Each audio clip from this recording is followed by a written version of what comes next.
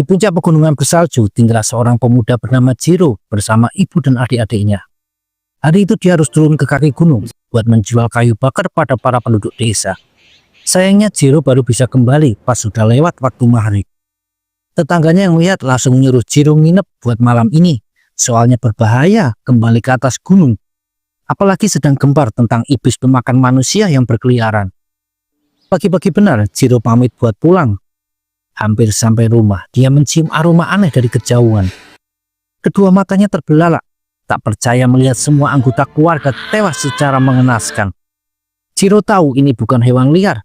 Pikirannya langsung tertuju pada sosok iblis yang sedang jadi pembicaraan. Jiro segera menggendong Nezuko yang dirasa masih agak hangat badannya. Jiro berpikir membawa adiknya itu ke dokter agar bisa diselamatkan. Tapi di tengah jalan, Nezuko malah mengamuk bikin mereka berdua kepleset. Jiro sempat pingsan, lalu dia kaget melihat Nezuko berdiri tak jauh darinya. Tahu-tahu Nezuko jadi buas dan menyerang Jiro. Pemuda itu sadar kalau adiknya berubah jadi iblis. Tapi dia juga menyadari aroma Nezuko berbeda dari aroma yang sempat dia cium pas sampai di rumah tadi. Jiro yakin Nezuko juga korban, bukan pelaku. Dengan hati hancur membayangkan sang adik jadi iblis pemakan manusia, Jiro berteriak agar Nezuko sadar. Hal aneh terjadi. Nezuko meneteskan air mata. Tiba-tiba muncul satu pria yang menghunuskan pedang menyerang ke arah Nezuko. Untung refleks Jiro cepat berguling menghindar. Aku pemburu iblis, menjauhlah dari iblis itu. Jiro berteriak kalau ini adiknya. Pemburu itu melesat cepat merebut Nezuko dari dekapan kakaknya. Dia bilang kalau iblis harus dibunuh atau akan jatuh korban lain. Jiro ngomong kalau Nezuko bukan iblis. Dia entah bagaimana diubah jadi iblis yang membantai keluarga mereka. Pria itu menduga ada darah iblis yang menetes di luka Nezuko. Kemungkinan itu yang mengubah adik Jiro jadi iblis. Satu-satunya cara mengembalikan Nezuko jadi manusia cuma dengan membunuh iblis itu. Jiro ngomong dia akan mencarinya dan mengembalikan sang adik jadi manusia lagi. Putus asa, Jiro berlutut dan memohon pada si pemburu. Tapi pria itu malah marah. Jangan pernah minta belas kasihan lawan. Apa kau pikir iblis akan berempati pada kesedihanmu, ha? Pemburu itu lalu menusukkan ujung pedangnya kepada Nezuko. Jiro langsung melemparkan batu, lalu berlari meraih kapaknya yang terjatuh. Memutar di antara pepohonan dan kembali melempar batu buat mengalihkan perhatian. Lalu dia menyerbu kencang ke arah si pria yang dengan gampang merobohkan Jiro. Tapi sedetik kemudian dia bingung. Karena dari kedua tangan bocah ini tidak tampak memegang kapak. Tahu-tahu benda itu melayang ke arah kepalanya, menancap beberapa senti saja di samping muka si pemburu. Pria itu sadar, barusan bukanlah gerakan putus asa sembarangan. Tapi dalam waktu singkat, Jiro membuat strategi buat menumbangkannya dengan serius.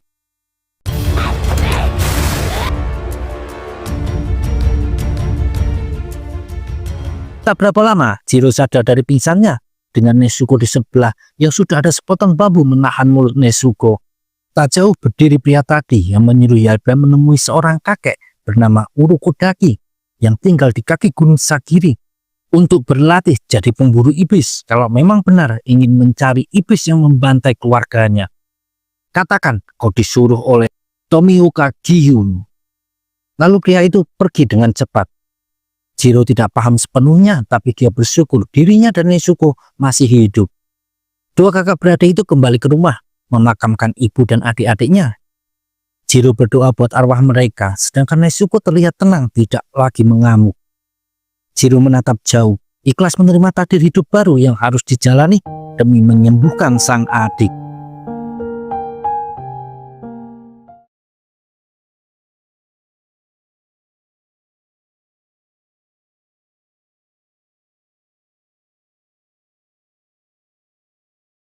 Bikin sebuah keranjang besar dan nyuruh Nezuko buat masuk.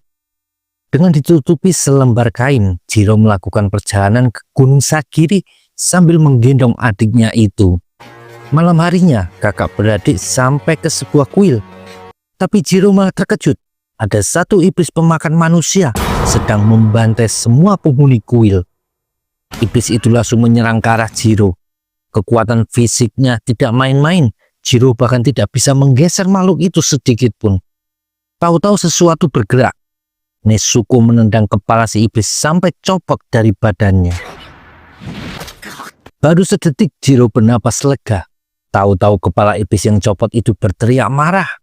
Ditambah, badan tanpa kepalanya pun bisa bergerak dan menyerang Nezuko. Jiro mau membantu, tapi potongan kepala tadi menumbuhkan 2 lengan dan bergerak cepat ke arah Jiro.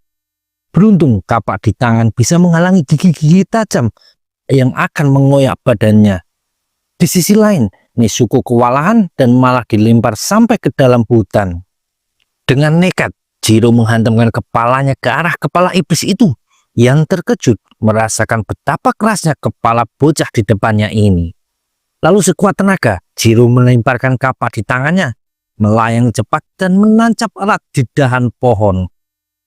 Jiro lari ke dalam hutan buat menolong Nezuko, dan terlihat adiknya kewalahan dihajar iblis tanpa kepala itu. Tanpa pikir panjang, Jiro menubruk makhluk menyeramkan tersebut. Tanpa menyadari, keduanya terlempar ke jurang. Tangan Nezuko dengan cepat terulur, menangkap Jiro agar tidak jatuh. Keduanya kembali ke halaman kuil dan kaget melihat kepala iblis itu masih bergerak lemah, meski badannya sudah hancur di dasar jurang. Jiro mengeluarkan belati dan berniat menghabisinya. Dia berpikir tentu akan jatuh korban lain kalau dibiarkan saja.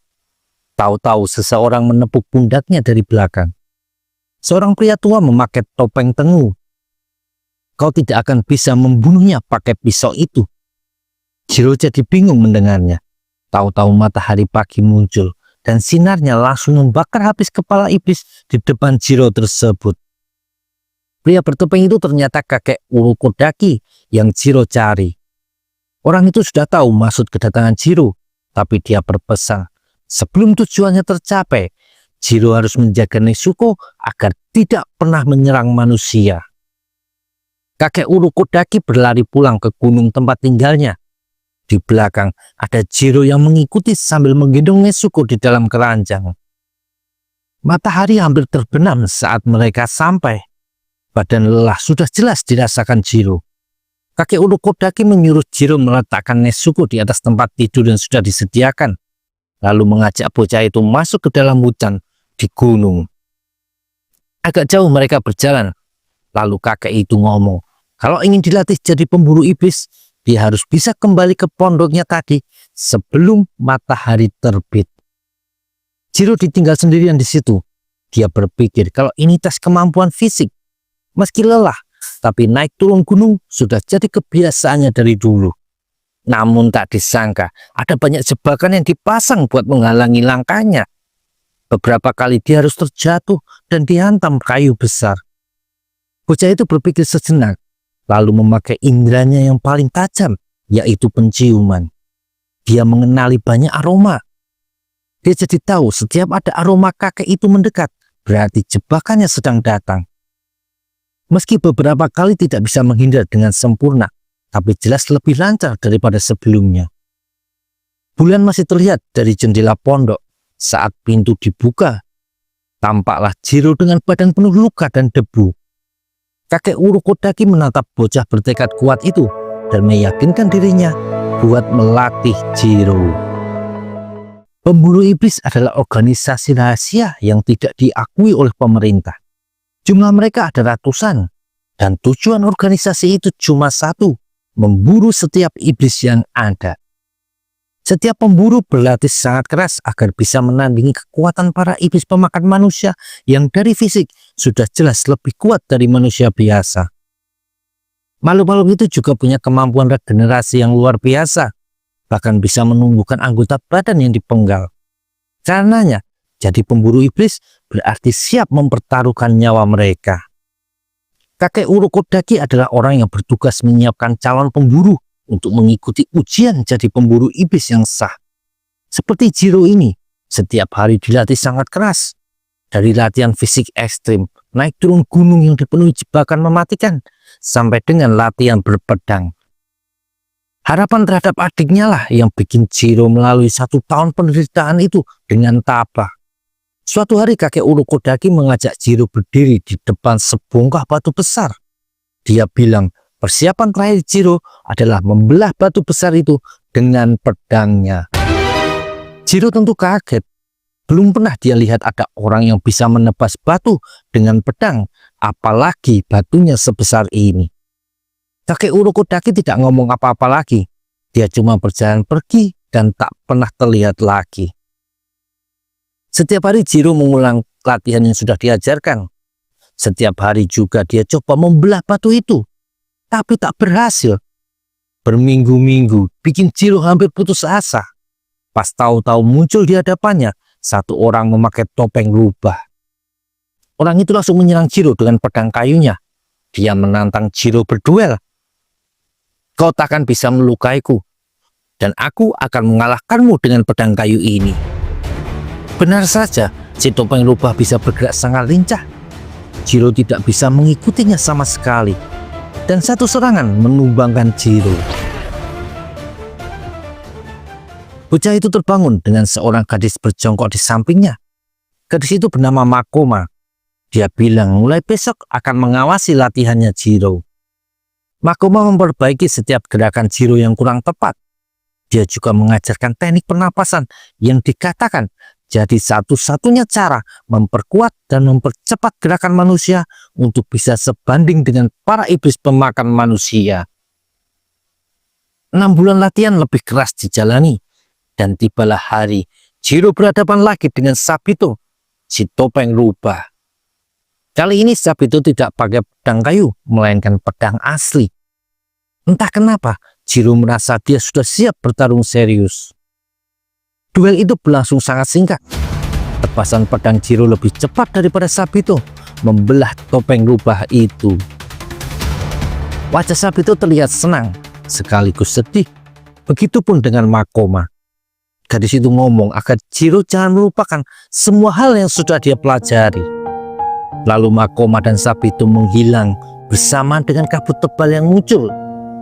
Lebih mengejutkan lagi, ternyata bila pedang Jiro sudah membelah batu besar yang sebelumnya tidak bisa dia gores sama sekali.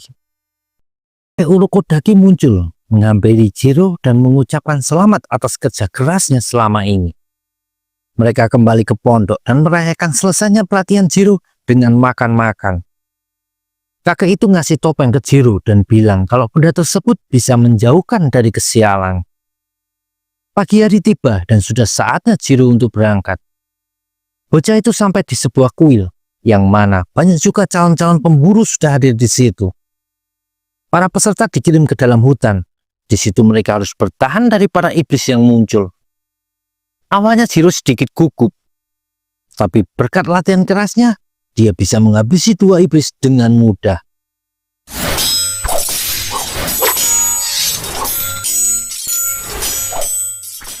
Tapi iblis yang muncul berikutnya berbeda.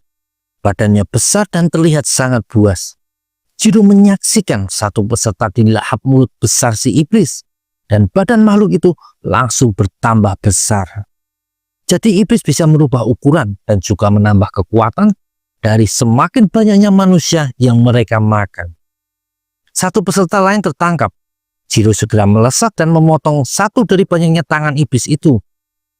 Mengerti lawannya cukup kuat, iblis tersebut menyerang duluan. Tangan-tangannya memanjang dan menyerang ke arah Jiro. Bocah itu bergerak cepat sambil memotong setiap tangan yang mendekat.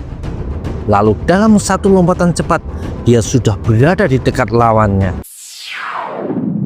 Iblis itu mengeraskan badan dan yakin bisa menahan serangan Jiro.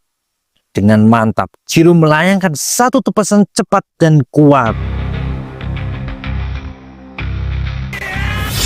Kepala iblis itu terjatuh ke tanah dan mulai terbakar. Rupanya pedang penebas iblis milik Urokodaki punya efek kayak sinar matahari. Saat jasad si iblis lenyap tak tersisa, Jiro melihat penampakan jiwa-jiwa pemburu iblis yang pernah dimakan sama lawannya tadi. Ada juga Sabito dan Makoma. Tidak berbicara apa-apa, lalu lenyap ditelan kabut tebal. Jiro berharap semoga kedua temannya itu muncul lagi di Gunung Sagiri, meski hanya sebagai roh. Bocah itu lanjut menyusuri hutan dan bertemu iblis lain. Dia berusaha nanya, apa ada cara mengembalikan manusia yang terinfeksi darah iblis? Tapi tak ada jawaban, melainkan serangan kepadanya. Jiro pun terpaksa menghabisi iblis di depannya. Bocah itu terus mengulang pertanyaan yang sama pada tiap iblis yang dia temui, tapi selalu mendapat hasil yang sama juga. Sampai akhirnya Jiro tiba di lapangan di mana banyak bunga ungu bermekaran seperti di gerbang kuil sebelumnya. Lalu bermunculan lagi beberapa peserta lain. Jiro cukup kaget, padahal di awal ada sekitar 50 orang, tapi sekarang cuma ada 4 saja. 2 gadis kembar muncul dan memberikan selamat karena keempatnya sudah lulus ujian. Dikatakan mereka akan dapat seragam pemburu iblis dan juga 1 pendamping berupa burung gagak. Uniknya, ada 1 bocah berambut kuning yang alih-alih dapat gagak malah dapat burung gereja yang kecil. 1 bocah bermuka sangar menepis burung gagak yang menghampirinya. Dia maju mencengkram kepala salah 1 gadis kembar itu dan berteriak kalau yang diinginkannya adalah pedang. Jiro maju memegang lengan si bocah arogan tersebut. Lepaskan tanganmu atau kupatahkan. Bocah tadi merasakan cengkraman Jiro yang kuat. Dia menarik tangan yang terasa sakit. Lalu penjelasan dilanjutkan. Kalau 4 pemburu iblis baru ini harus memilih biji besi yang akan ditempa jadi pedang milik mereka sendiri. Keempatnya terdiam melihat ke meja dengan beberapa bongkah batu tersedia. Semuanya tidak mengerti apapun tentang biji besi. Jiro memejamkan mata sejenak, lalu membiarkan insting menuntun tangannya meraih 1 batu. Jiro kembali ke Gunung Sagiri dan langsung disambut Nezuko. Malamnya Jiro cerita tentang ujiannya pada kakek Urokodaki. Gurunya itu menjelaskan kalau iblis yang punya kemampuan unik memang ada banyak. Dan kedepannya Jiro akan lebih sering ketemu yang jenis seperti itu. Urokodaki juga menceritakan kondisi Nezuko yang berbeda dari iblis lain yang butuh makan daging manusia dan minum darah buat bertahan hidup. Sedangkan Nezuko cuma butuh tidur lelap. Jiro merasa lega karena adiknya itu lebih mirip manusia daripada iblis. Beberapa hari kemudian, datang seseorang ke pondok mereka. Orang itu bernama Haga Nezuka yang mengantarkan pedang milik Jiro yang sudah selesai ditempa. Orang itu terus bicara tentang proses pembuatan pedang yang dibuat dari biji besi dan pasir berwarna merah tua. Lalu di dalam pondok, Jiro disuruh mengeluarkan najirin, sebutan buat pedang penebas iblis. Dia bilang kalau najirin bisa berubah warna. Jiro mengangkat pedangnya dan bilanya mulai berubah jadi hitam. Jiro panik melihat reaksi Haga Nezuka yang kaget. Bocah itu mengira warna hitam berarti kesialan. Tapi ternyata Haga Nezuka cuma kecewa karena sudah mengira pedang Jiro akan berubah jadi warna merah sesuai warna biji besinya. Dari luar terbang seekor gagak yang masuk ke dalam pondok. Gagak itu bicara dengan bahasa manusia dan bilang kalau misi pertama Jiro memburu iblis sudah ditentukan. Jiro pun segera memakai seragam memburu iblisnya dan bersiap menjalankan misi. Urokodaki berpesan kalau setiap najirin punya warna dan kemampuan uniknya masing-masing. Dengan menemukan kemampuan najirin, kemampuan Jiro pun bisa meningkat. Lalu kakek itu ngasih sebuah kotak kayu. Dikatakan kotak itu cukup ringan buat dibawa, tapi juga cukup kuat buat diisi Nezuko. Sebagai pengganti keranjang anyamannya dulu. Urokodaki pun mengantar kepergian Jiro dan Nezuko. Tak berapa lama, mereka sampai di sebuah kota. Jiro melihat 1 pria berjalan gontai dengan wajah linglung. Terdengar ibu-ibu bergosip kalau pria itu kehilangan kekasihnya yang lenyap begitu saja di malam hari. Jiro menghampiri pria bernama Kasumi itu dan bilang kalau dia percaya itu ulah iblis dan dia datang ke kota ini buat mengatasinya. Jiro mengendus tanah dan mendapati aroma tipis iblis. Dia lanjut menyusuri jejak aroma yang bisa ditemukan di seluruh kota. Hingga malam hari Jiro tak berhenti karena iblis ini harus segera dihentikan kalau tidak mau jatuh korban lain. Tiba-tiba Jiro tersentak. Aroma iblis tercium sangat kuat. Dia segera berlari kencang, berhenti di satu titik di mana aroma iblisnya terdeteksi sangat kuat. Lalu Jiro menancapkan pedang ke tanah. Sesuatu terlihat dan bocah itu segera menyambarnya. Ternyata itu sosok gadis yang baru saja diculik. Muncul 1 iblis dari dalam tanah. Jiro bertanya di mana para gadis lain yang sudah diculik. Iblis itu tidak menjawab tapi raut mukanya terlihat sangat marah. Lalu masuk lagi ke dalam tanah. Seperti biasa, Jiro mengandalkan hidungnya buat mendeteksi kehadiran lawan. Dia maju bersiap menyerang, tapi langsung kaget pas dari tanah malah muncul 3 sosok iblis. Jiro melompat ke atas dan mengeluarkan satu jurus.